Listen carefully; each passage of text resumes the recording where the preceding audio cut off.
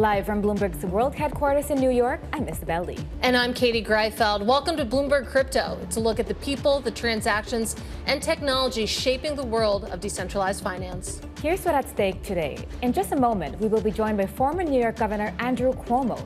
He talks about his venture into the digital asset industry and the politics surrounding crypto. And later this hour, we'll also be speaking with Figure and SoFi co-founder Mike Cagney. He'll discuss the company's recent deal-making and blockchain-based lending. And we'll finish this hour by speaking with Lynn Alden on Bitcoin sentiment and her take on the recent moves made by Strategy. That's all ahead, but first, let's see where things stand at the moment in the market. Bitcoin a little bit higher over the past week, bouncing back from some of the selling pressure that drove it below $60,000 a coin. We're also seeing muted flows into Bitcoin ETFs, just about $75 million inflows added in the last week or so, Isabel.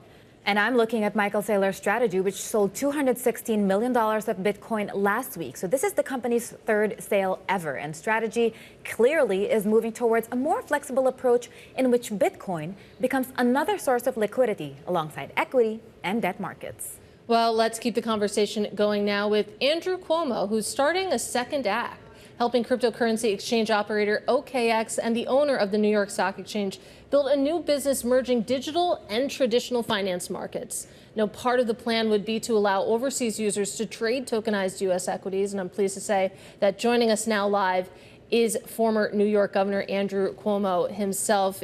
Governor Cuomo, great to have you with us. So let's start with the why here, because you think about where you are in your career. What stuck out to you about this venture? And on the other side of that, why would they go with you? What do you bring to this project? Yeah, well, first of all, thank you very much for having me, Katie and Isabel. I actually started working with the crypto industry very early on. I was governor of New York in 2014. All right, let's say crypto hit a critical mass 2009. 2014, New York State was the first state to pass a full regulatory regime for crypto, because we saw the future. We saw the potential of the technology.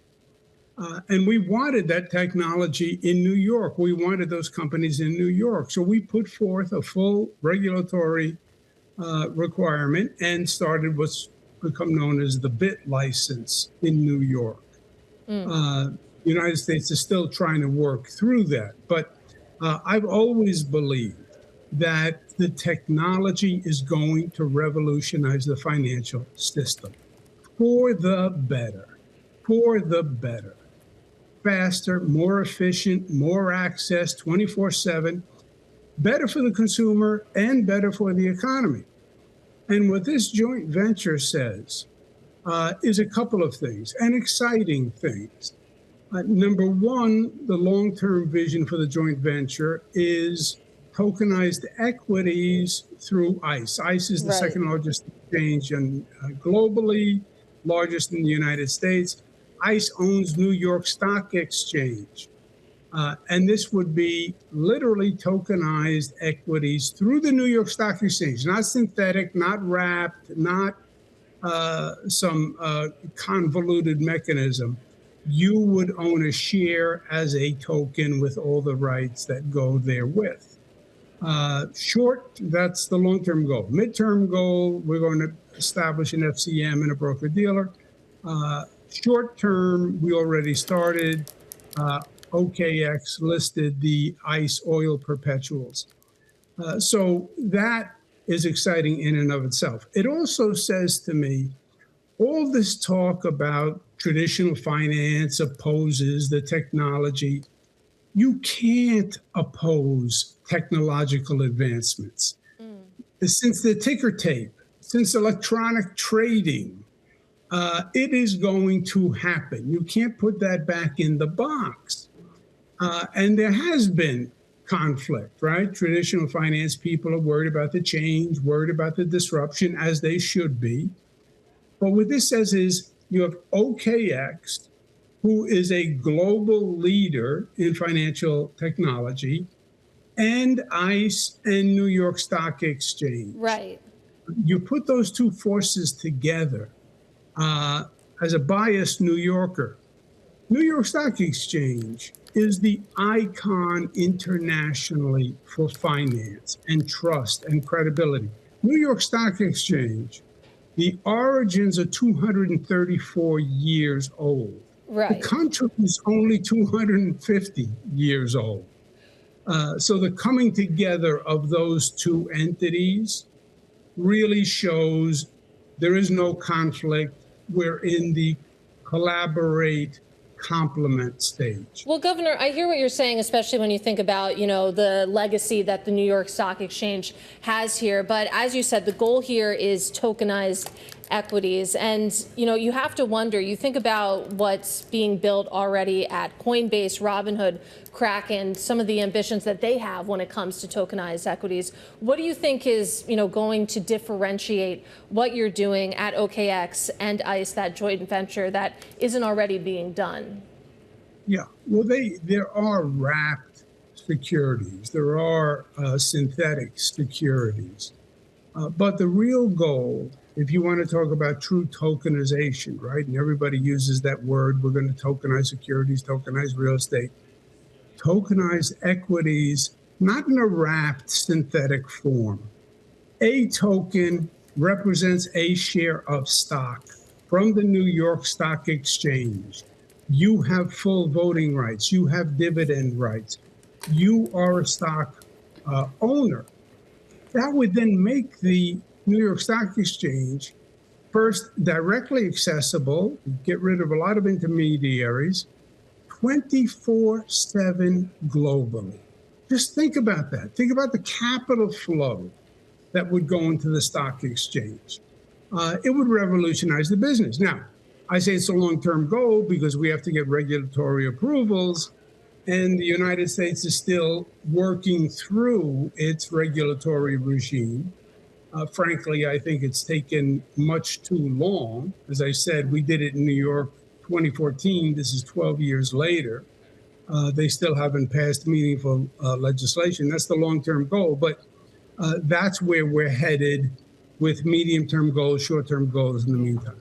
Governor, you advised OKX before this partnership was announced. How do you respond to concerns that it was your advisory role that helped position you for this leadership? And moving forward, would you recuse yourself from any decision-making when it comes to regulators that you yourself have appointed in the past?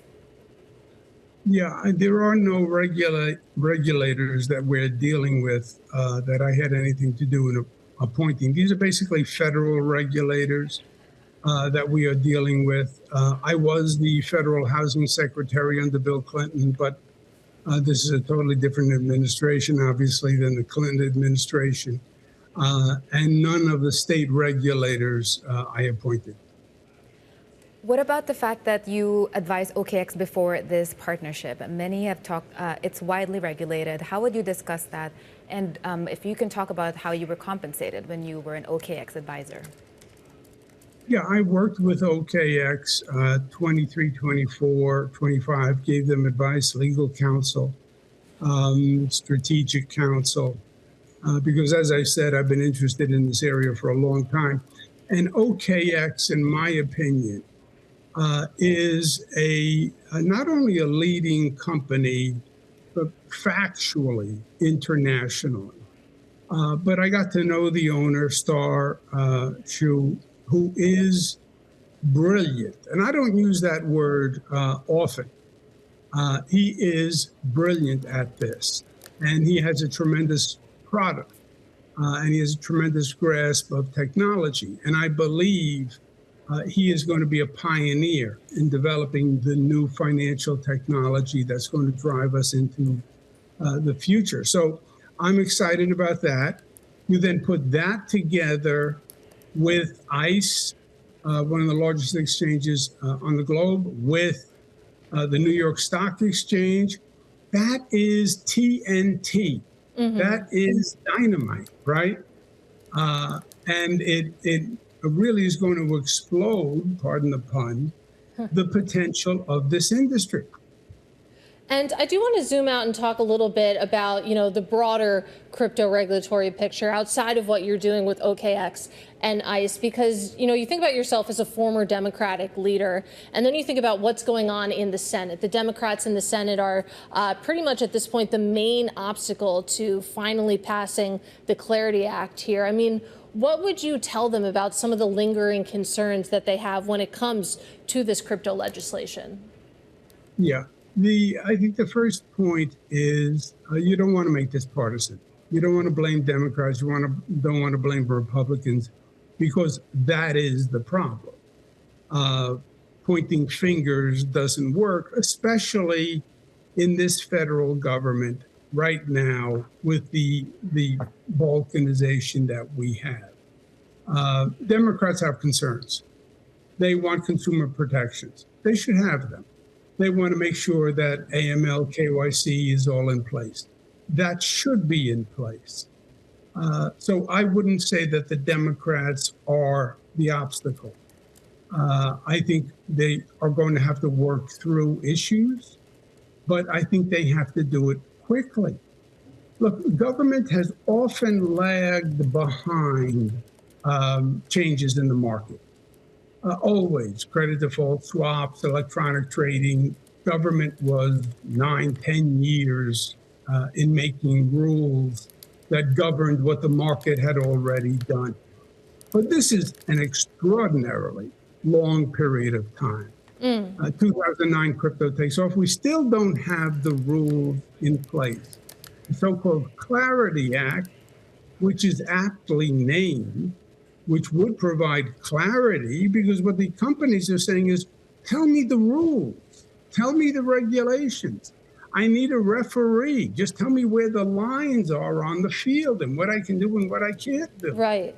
Well, the U.S. has been slow. Well, Governor, I hear what you're saying, that, when it comes to legislation, when it comes specifically to the Clarity Act, let's not make it a partisan issue. So if it's not, the Senate Democrats that are the biggest obstacle here, what in your view what is the main hurdle that's preventing this legislation from actually making it across the line? Yeah, it's new, it's different, it raises issues. You're talking about a restructuring of the traditional finance system. And traditional finance players are some of the most powerful people in the country, right? And they want to make sure that the system is protected. So you have powerful concerns on both sides. You don't have the most cooperative Congress and Senate that I have seen, and I've worked with many, and that is an understatement when I say they're not the most cooperative group that we've had. You do have a partisan divide. I am hopeful, and I'm hopeful because the U.S. is getting pushed. You look at what Europe has just done with ESMA and MiCA, and kudos to the regulators. What they have done, they've opened up the market. It's good for the industry. It's good for the consumer, because for this financial ecosystem to work, you need two elements. One, you need the product. A company like OKX, Starshoe, has been at it for 13 years. He has the product. Second, you need trust. Trust comes from government regulation. All these people who say, oh, government regulation is the problem. No, it's not. Government regulation helps the private industry because it provides trust. People want to know they were protected. I was the housing secretary. People wanted to know that when they signed the mortgage, they had protection, that the government had reviewed that mortgage and they were not going to get hurt by a bank. I was the attorney general in New York. People wanted to know when they bought securities that they were protected. Right. They want to know now, what are the rules and regulations? And do we have regulators who are watching these companies to make sure the bad actors are eliminated? And Europe has done that. And if the U.S. doesn't move quickly, they are going to get passed by. And speaking of trust, Governor, do you think that crypto legislation should include specific ethics provision when it comes to politicians in office right now and their families who have direct financial interests in cryptocurrencies? Well, look, that's one of the topics of debate in the Clarity Act. What can the sitting elected officials do, primarily in the federal government? You could argue that it should also apply to state officials who are in the regulation business of crypto. But one of the topics is what is their participation, allowable participation in the crypto industry? By the way, there's a bigger question. What is the allowable participation by sitting legislators in the equities market, in any of these markets? They're making the rules, right? They're making the laws. They know what law they're going to pass or may pass. They can foresee the consequence of that law. So they have, in many ways, in my opinion, inside information. Mm-hmm. They're in the room talking about what the rules are going to be. Should they then be allowed to trade on those rules? So I think it's a much bigger issue than crypto itself. Well, Governor, of course, it's particularly in the news right now because you think about President Donald Trump, the disclosures that he's recently made, reporting earning at least $1.4 billion in 2025 from crypto specifically and from meme coin related firms. Now, he has turned over running his business operations to his two eldest sons. But, I wonder what you make of that, how this fits into this conversation, his own personal crypto investments and the profits that he's made from that. Yeah, I would hope that there are guidelines set up in the Clarity Act. I believe public cynicism is very high, especially in the United States, especially on the federal level. And I would hope they build in full disclosure and clear ethics guidelines so the public knows they're not benefiting themselves by their actions. Well, Governor, we really appreciate your time today. That is former New York Governor Andrew Cuomo. Thank you.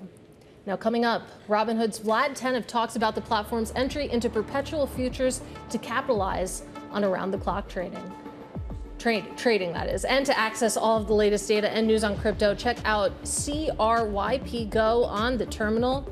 This is Bloomberg.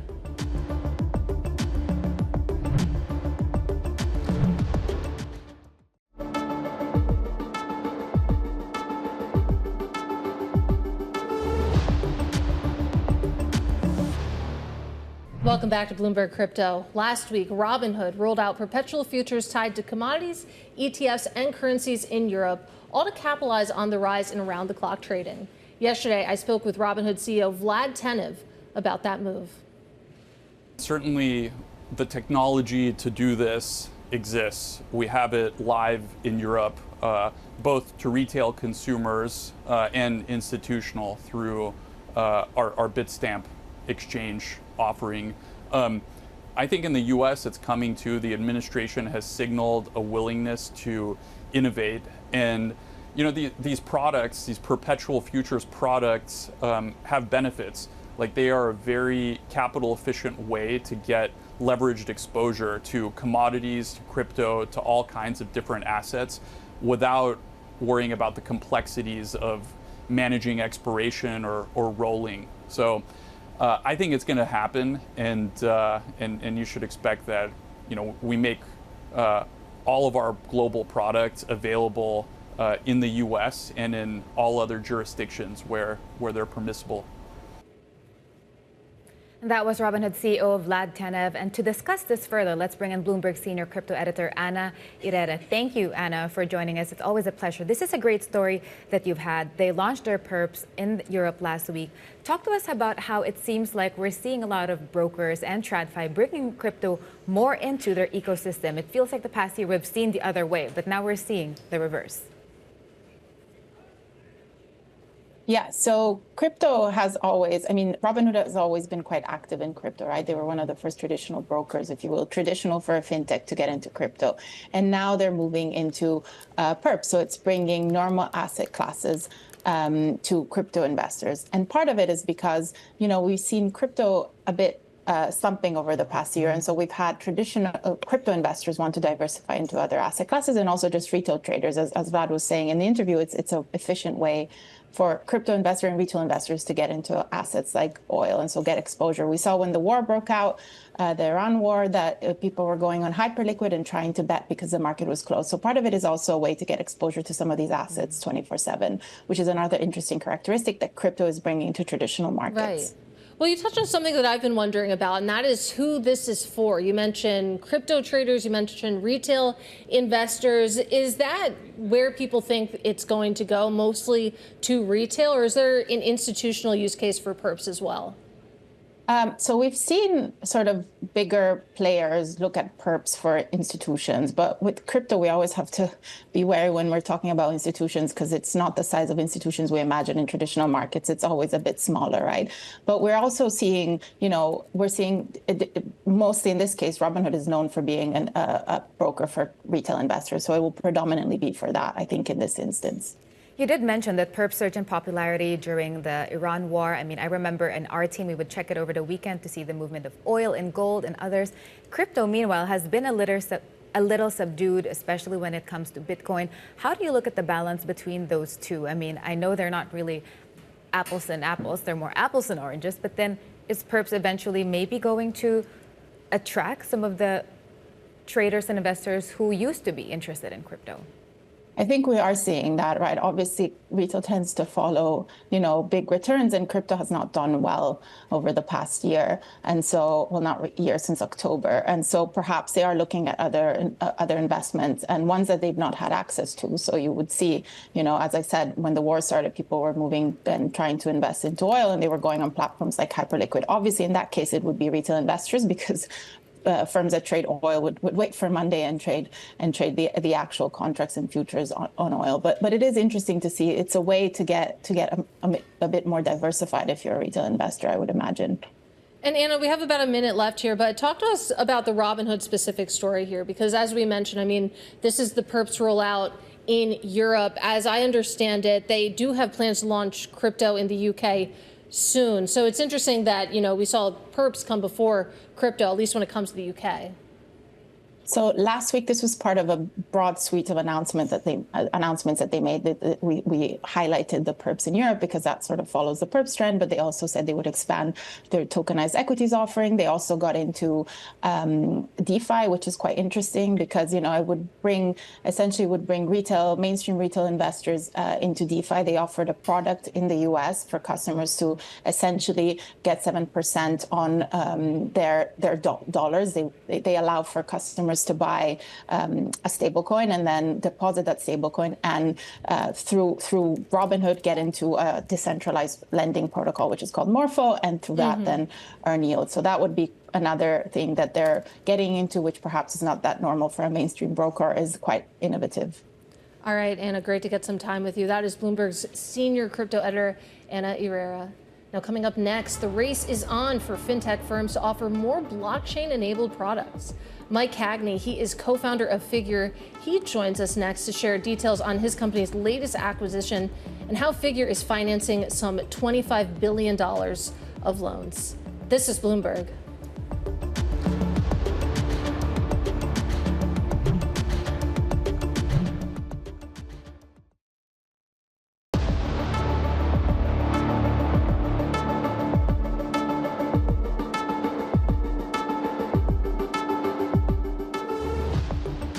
Welcome back to Bloomberg Crypto. I'm Isabelle alongside Katie Greifeld. And it's time now for Money Rewired, the increasing overlap between crypto and traditional finance. Now, on June 30th, companies including Visa, MasterCard, Stripe, BlackRock, Coinbase, and Google, they launched OpenUSD. It's a stablecoin consortium that aims to attract banks, payment firms, and exchanges. OpenUSD is supposed to eliminate minting and redemption fees while returning nearly all reserve income two partners. Now, that announcement, it put downward pressure on stablecoin rival Circle, with shares falling 17% afterwards.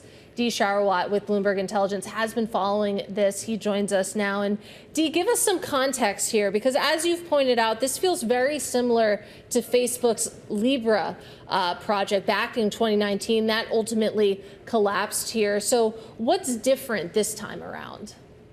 Sure. Thank you for having me. So, yeah, I'm glad you reminded all of us and all the viewers about Facebook's Libra back in 2019, which was Facebook's attempt to create their own token. We weren't calling it stablecoins back in 2019, but essentially it was the same idea. But this initiative, OpenUSD, is the most institutionally credible initiative to create a consortium in the stablecoin market. It is different than Libra for two reasons, even though they might have, and I'll describe to you why they might be the same reasons why it might fail the way Libra did.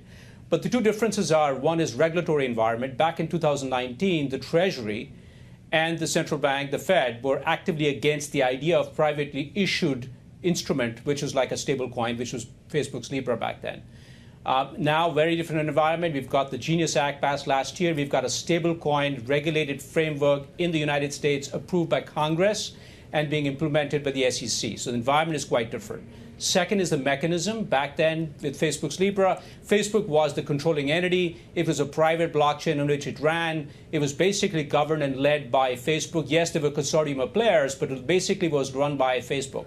This is a generally more politically diverse group of people coming together, more democratic process, so there are higher chances why this time this attempt might be more successful. Very quick reason why this might run into the same problems that Facebook Libra ran is basically because consortiums have a pretty bad track record of surviving, particularly in the financial markets and particularly in and around the payments and capital market space. So we will see what happens in the next couple of months as this goes live, because consortium interests tend to diverge very quickly when there are commercial problems that happen to be amongst all the participants in a consortium. So we'll see. The writing is still not been written on this, whether it's going to be successful or not. We want to ask you about perpetual futures. I mean, we've seen tremendous growth in that space. You're looking at Hyperliquid or Robinhood launching one in the U.S. tied to commodities, crypto, and ETFs. What is behind all the rage? I mean, I want to ask specifically about the U.S., but I feel like it's also a global trend these days. Yeah, absolutely. So perpetual futures were actually created back in 1993 by Robert Shiller, the famous Nobel laureate. And he created the structure as a way to bring derivative markets to home equity. And for about 20 years, that structure remained unutilized until the crypto market woke up and started utilizing it back in 2016. Between 2016 and 2025, the largest crypto market activity was happening in perpetual futures. And there are some characteristics of perpetual futures that make it very relevant and appropriate for the crypto market.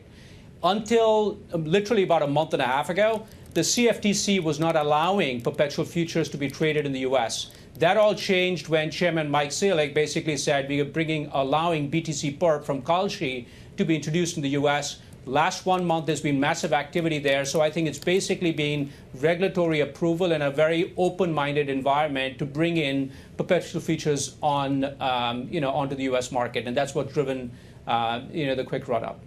Dee Sharawat, always with fantastic insights. Thank you, Dee Sharawat with Bloomberg Intelligence.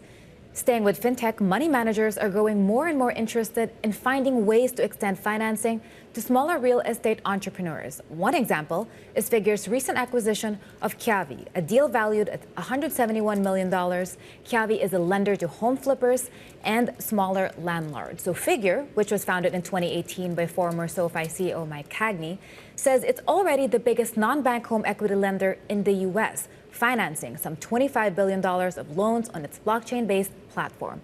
I'm pleased to say that joining us for more is Figure Technologies co-founder Mike Cagney. So, Mike, thank you again for joining us. So this Kiavi deal adds billions in loan volume. What does this unlock for Figure's next phase of growth?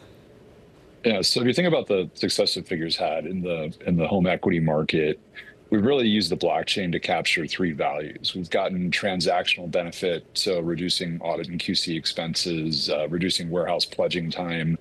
We've gotten liquidity benefits, so we've been able to stand up a liquid marketplace for home equity effectively the only private credit liquid marketplace outside of GSE mortgage.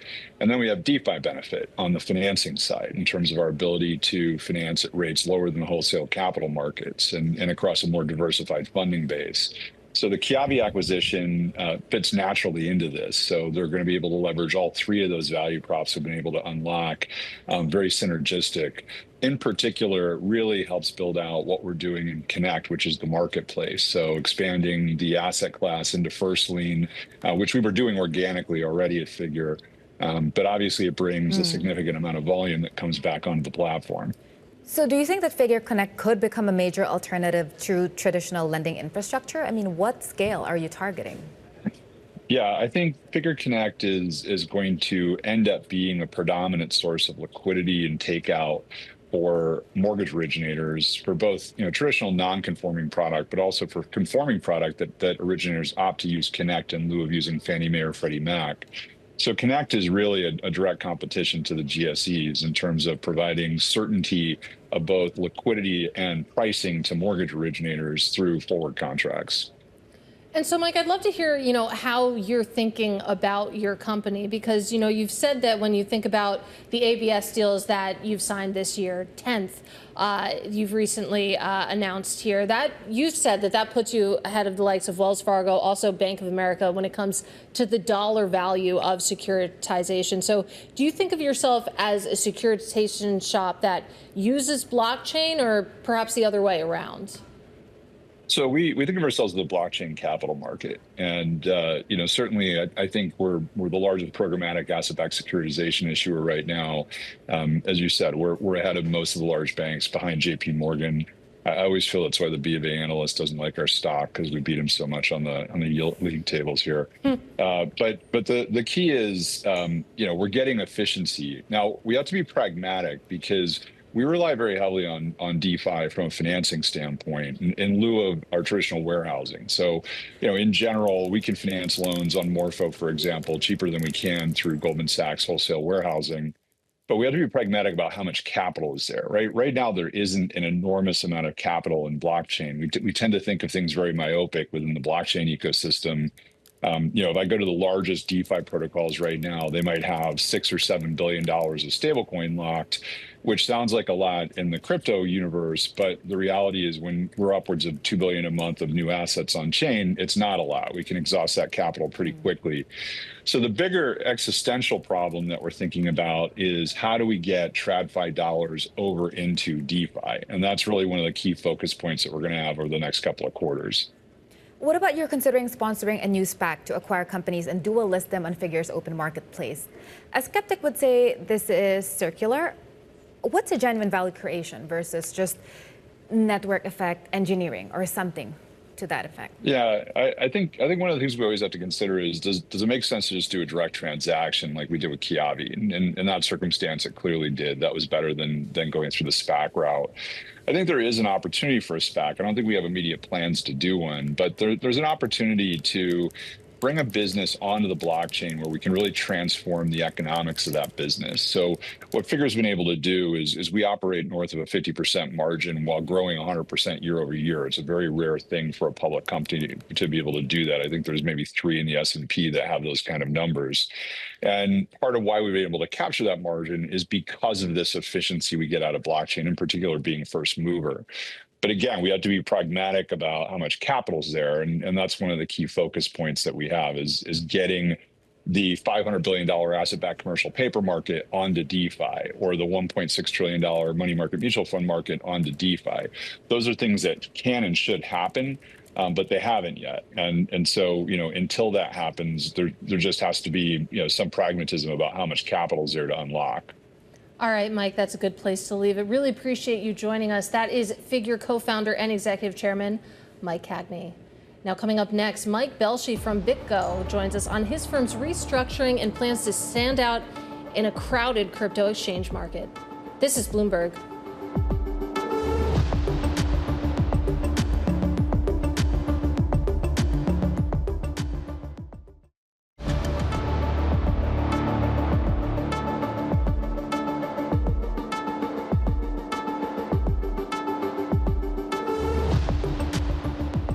BitGo, like a lot of other crypto-related stocks this year, is under pressure. In January, they announced their IPO, and since then, the stock has fallen dramatically.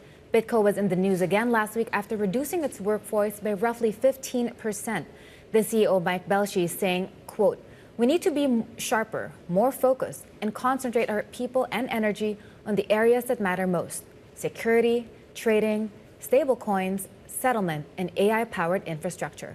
Mike Belshe joins us now live. Mike, thank you for joining us. So given all of that, you call BitGo the AWS of digital assets, but AWS, or Amazon Web Services, is high margins. What has to change in the infrastructure story for maybe Bitcoin to be AWS and for the story to show up in the financials?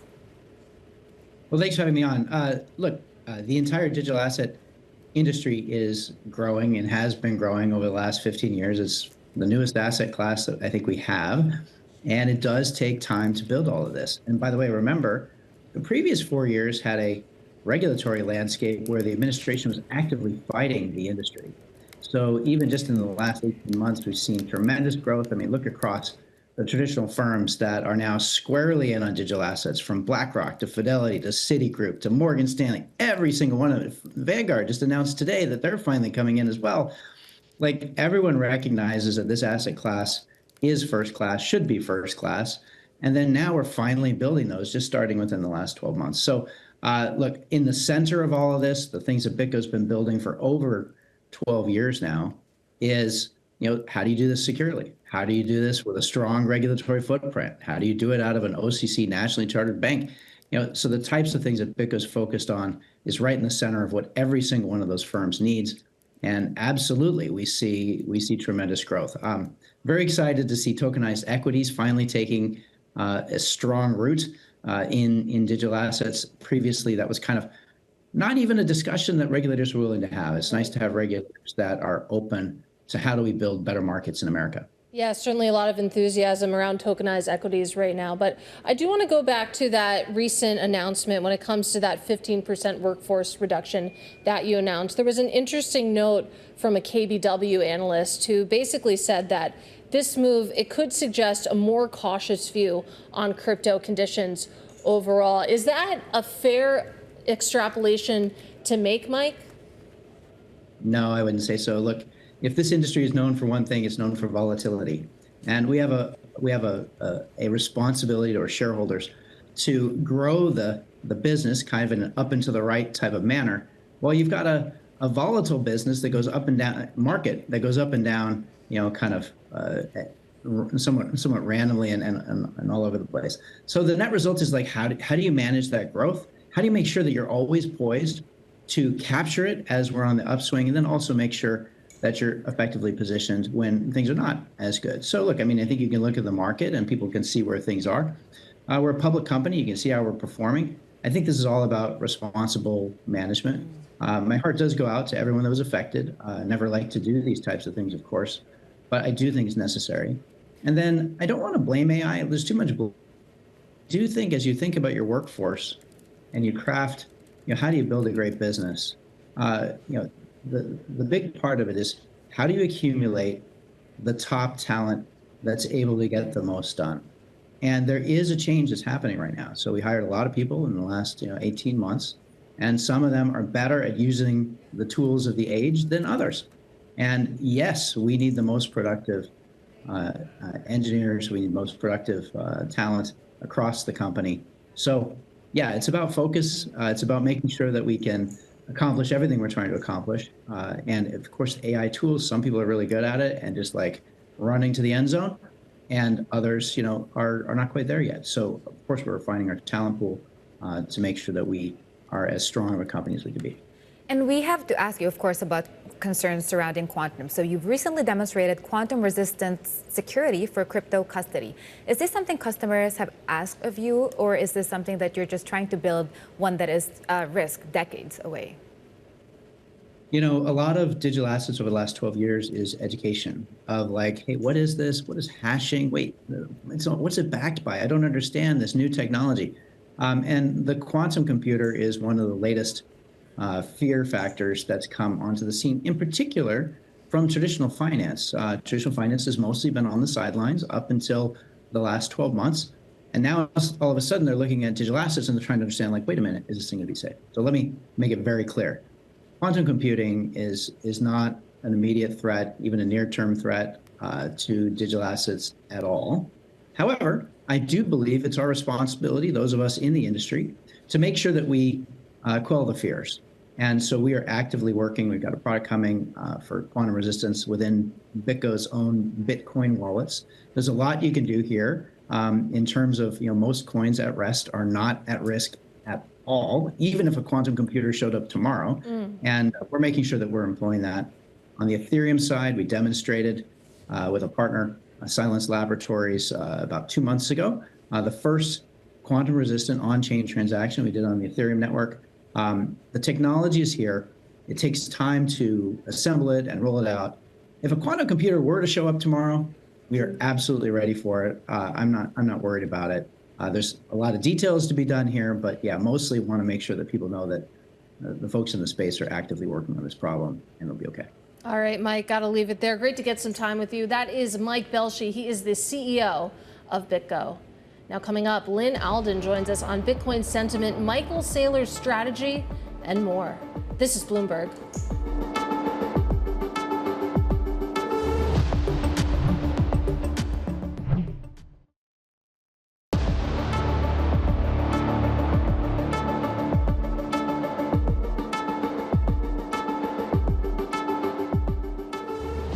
Michael Saylor's strategy continues to sell Bitcoin as it shores up liquidity. This is a pivot to its original mandate to solely buy and hold Bitcoin. Let's discuss with Lynn Alden, investment strategy founder. Lynn Alden. Lynn, thank you so much for joining us. Katie and I have been excited the whole show to chat with you. So we do know that Saylor really has this reputation of never ever sell. So when strategy sells Bitcoin, how should investors interpret that? Is this business as usual, or is this a signal of something bigger? So thanks for having me. I interpret it as getting back to their prior guidance on their USD reserve. So if you recall, a couple quarters ago, they had a view that they were going to have, 2 to 3 years of dollar reserves, which would give them kind of a volatility buffer to keep paying dividends on their securities without having to sell Bitcoin. And for a couple different reasons, they ended up dipping down to about 6 months. And that was at a time when, there's leverage built on top of, one of the most popular, security other than their common stock, which is STRC. It had that large, depeg moment going way below their target price. And since then, the company's come out with a board level decision to have at least 12 months of reserves, unless the board allows otherwise. Currently, they're back up to 17 months. And recently, they announced that they were selling Bitcoin to pay some of their most recent dividends, which at least I interpret as not wanting to have their reserve, their US dollar reserve dip again. So I think they're kind of rebuilding back to, we're going to see what the number actually is, but I think they're basically getting back to something more resembling their prior guidance from 6 months ago, and that includes being willing clearly to sell some Bitcoin when needed. It's a small percentage of their stack. Right. And Lynn, I want to talk about sort of the symbolic importance of strategy, because I have a lot of folks from TradFi, and when it comes to crypto, all they want to talk about is what's going to happen to MicroStrategy. So, you just went into the details about, what some of their financing looks like at this moment. But when it comes to a sentiment perspective, when it comes to a signal perspective, how do you think about strategy in the broader ecosystem? Yeah, it's a good question. Strategy owns something like 4% of Bitcoin.